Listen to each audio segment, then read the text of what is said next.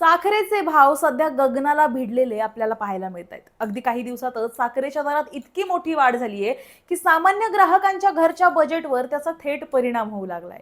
पण आता प्रश्न असा आहे की साखर तर आपल्या देशात मोठ्या प्रमाणावर उत्पादित होते, मग एवढ्या झपाट्यानं साखरेचे भाव कसे काय वाढले? यामागे नेमकी कोणती कारणं आहेत? फक्त उत्पादन कमी झालं म्हणून हे दर वाढले आहेत की यामागे इथेनॉल, हवामान, सणासुदीची मागणी आणि आंतरराष्ट्रीय बाजारपेठेचा सुद्धा मोठा वाटा आहे? चला, साखरेच्या या दरवाढी मागची 7 मोठी कारणं सविस्तर समजून घेऊया. नमस्कार, मी सारिका आणि तुम्ही पाहताय पॉलिटिकल महाराष्ट्र.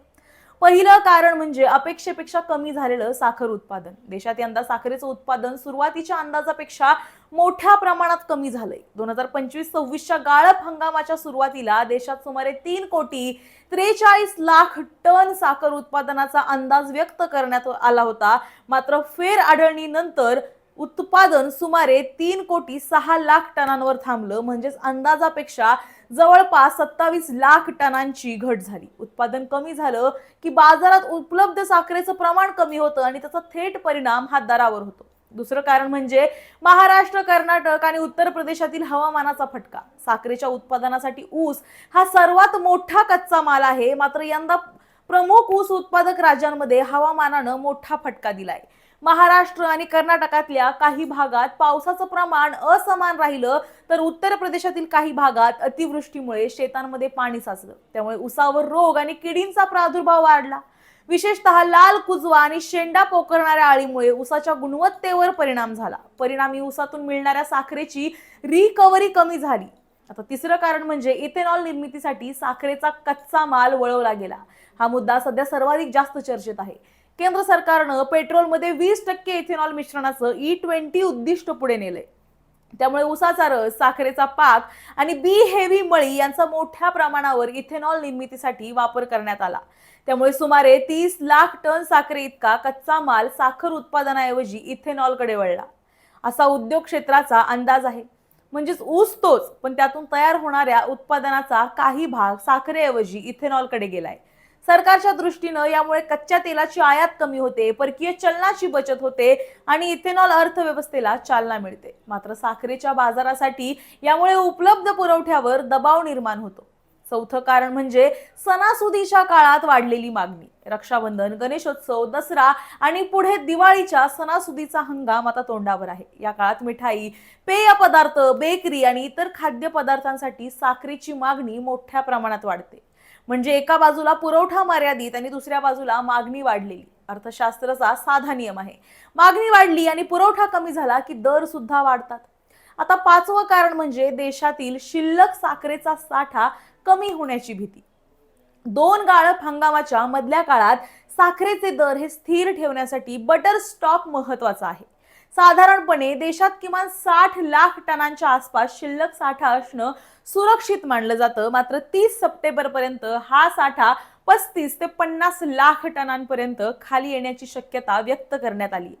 आता याचा अर्थ काय? नवीन गाळप हंगाम सुरू होण्याआधी बाजारात साखरेचा पुरेसा साठा नसेल अशी भीती निर्माण झाली आहे. त्यामुळे व्यापारी आणि बाजारातील इतर घटकांकडून भविष्यातील तुटवड्याचा अंदाज घेऊन खरेदी वाढली आहे आणि दरावर आणखी दबाव आला. 6वं कारण म्हणजे आंतरराष्ट्रीय बाजारात सुद्धा साखरेचा पुरवठा मर्यादित आहे. फक्त भारतातच नाही तर जागतिक बाजारपेठेत सुद्धा साखरेच्या पुरवठ्याबाबत चिंता आहे. थायलंडमधल्या उत्पादनातली घट आणि ब्राझीलमधल्या प्रतिकूल हवामानामुळे जागतिक बाजारात सुद्धा साखरेचा तुटवडा निर्माण होण्याचा अंदाज आहे. त्यामुळे आंतरराष्ट्रीय बाजारातील वाढलेल्या किमतींचा परिणाम भारताच्या बाजारावर सुद्धा होतोय. 7वं कारण म्हणजे साठेबाजी आणि बाजारातील वाढलेली अपेक्षा. जेव्हा बाजारात एखाद्या वस्तूचा पुरवठा कमी होण्याची शक्यता निर्माण होते, तेव्हा काही व्यापारी भविष्यातला दर आणखी वाढेल या अपेक्षेनं मोठा साठा करून ठेवतात. यामुळे बाजारातली प्रत्यक्ष उपलब्ध पुरवठा आणखी कमी होऊ शकतो आणि दर वाढण्याला हातभार लागू शकतो. त्यामुळे साखरेच्या सध्याच्या दरवाढीत साठेबाजीचा सुद्धा मुद्दा आता चर्चेत आलाय.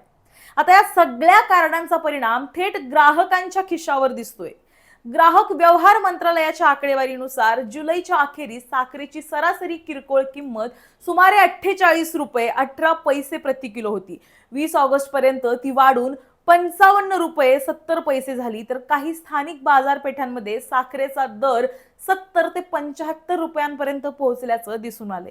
याच पार्श्वभूमीवर केंद्र सरकारनं 10 लाख मेट्रिक टन साखर आयात करण्याचा निर्णय घेतलाय. ही आयात 31 ऑक्टोबर 2026 पर्यंत सुरूच राहणार आहे. सरकारचा उद्देश बाजारातील साखरेचा पुरवठा वाढवणं, सणासुदीच्या काळातील मागणी पूर्ण करणं आणि दर नियंत्रणात आणणं हा आहे. आता सर्वात मोठा प्रश्न म्हणजे सरकारच्या या 10 लाख टन साखर आयातीनंतर खरंच साखरेचे भाव कमी होणार का? उद्योग क्षेत्रातील काही संघटनांच्या मते आयातीमुळे बाजारातला पुरवठा वाढेल आणि साठेबाजीला आळा बसेल. त्यामुळे दरात सुद्धा काही प्रमाणात घट होण्याची शक्यता आहे. तर काही अंदाजांनुसार साखरेचे दर 5 ते 10 रुपयांनी कमी होऊ शकतात. पण यामधून एक मोठा प्रश्न नक्कीच समोर येतोय. जगातील दुसऱ्या क्रमांकाचा साखर उत्पादक देश असलेल्या भारताला आज साखर आयात करण्याची वेळ का आली? याचं उत्तर केवळ एका कारणात नाही. कमी झालेलं उत्पादन, हवामानाचा फटका, इथेनॉलसाठी ऊसाचा वापर, सणासुदीच्या दृष्टीने वाढलेली मागणी, घटता साठा, जागतिक बाजारातील तुटवडा आणि साठेबाजी या सगळ्यांचा एकत्रित परिणाम आज साखरेच्या दरवाढीत दिसून येतो. म्हणजे साखरेचा भाव वाढला त्यामागे फक्त साखर महाग झाली नाही, तर साखरेच्या संपूर्ण पुरवठा साखळीवरच आता दबाव निर्माण झालाय. तुम्हाला या वाढलेल्या किमतींबद्दल काय वाटतं हे आम्हाला कमेंटमध्ये नक्की सांगा आणि अशाच व्हिडिओसाठी पाहत रहा पॉलिटिकल महाराष्ट्र.